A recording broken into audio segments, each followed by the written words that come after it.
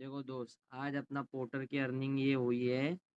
सुबह से अपन गए काम पे, 3 ट्रिप मारे। 11:48 पे पहली ट्रिप लगी।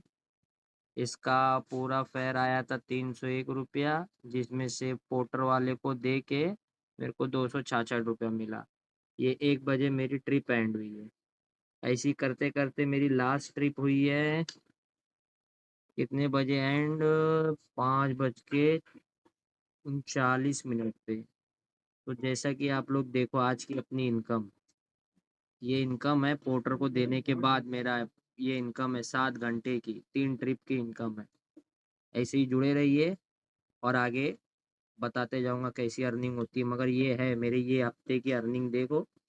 कल कुछ नहीं गया, परसों नहीं गया, ये नहीं गया, 3 दिन नहीं गया हूँ। एक दिन मंडे को, और ये फ्राइडे की अर्निंग है मेरी, टोटल अर्निंग।